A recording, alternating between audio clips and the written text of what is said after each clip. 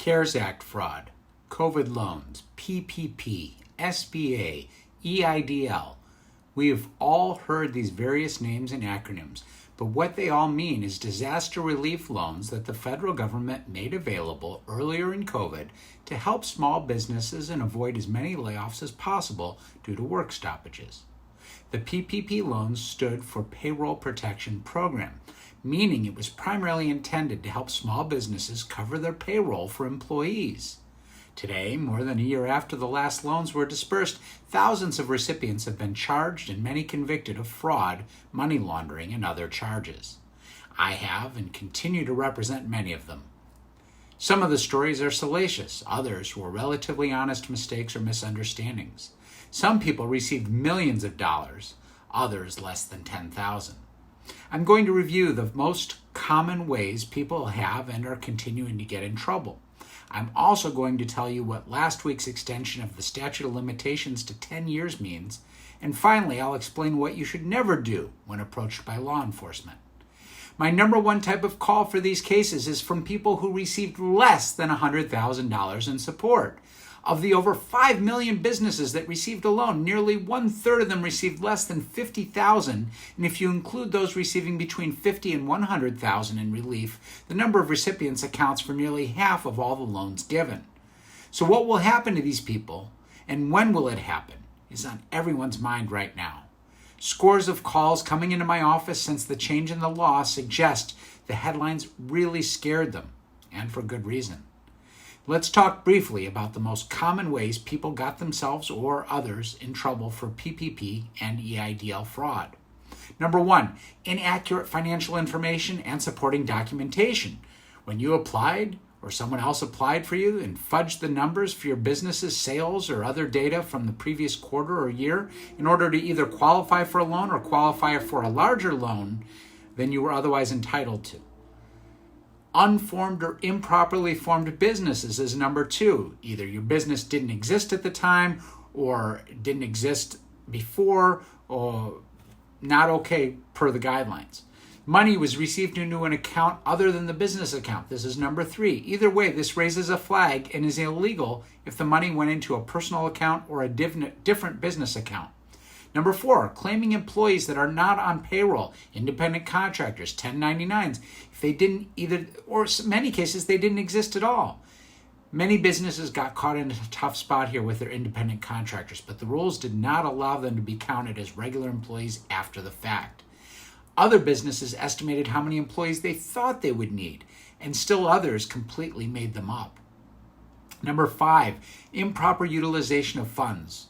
Of course, everyone notices the headlines early on where people spent these funds openly on sports cars and yachts and plastic surgery. At present, I've not been contacted about active individuals being investigated for loan amounts under $300,000, and that's why the government needed to extend the deadline. This is similar to back in 2008 during the mortgage fraud crisis.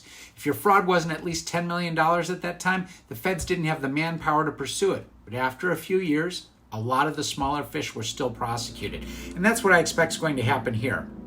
Again, of the roughly 5 million recipients, nearly half of them received under $100,000. The government isn't just going to let 80% of the people it believe committed fraud go. But most of you have time to prepare and prevent the worst. Another issue for you is forgiveness. If you didn't qualify for a PPP loan, got it, and then you applied for forgiveness, you're necessarily committing fraud again. You're making statements about having used money correctly that you were never entitled to get in the first place. What's the punishment or the consequences?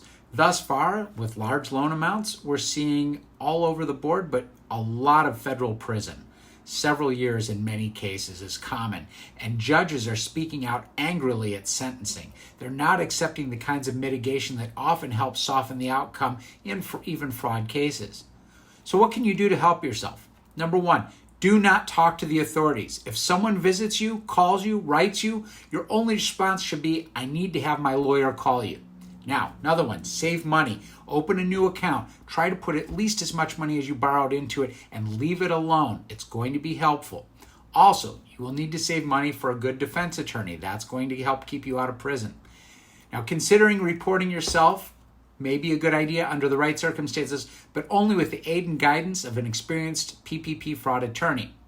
Now, where are we seeing people who borrowed less getting into trouble already today? If you were part of a scheme or a conspiracy involving other people who either you helped or in some way participated with, knowing that you were part of a criminal conspiracy, that's happening now. There are a lot of bookkeepers and accountants, street and licensed equally, who saw an opportunity. And through word of mouth, friends, associates, they found sometimes hundreds of people to take advantage of. They would do the application and only return the signature pages electronically to the small business owner. Many of these people were told they were getting assistance loans or school loans or anything other than existing small business loans that they weren't qualified for.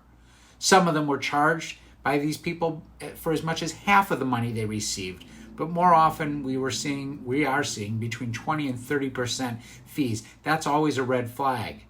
As these schemes have come to the government's attention, they can run into the millions of dollars, and so they are being pursued now. If you include all the recipients that the account set up, the only people the government knows about are the recipients, not the person who applied for it. What this means is that in some circumstances, like the one I just described, people who received even $20,000 or less are still getting in trouble now. So there you go. You've learned the 5 most common ways people are getting in trouble for fraudulent COVID loans. You've learned what the 10-year filing extension means, and you've learned what your best course of action is.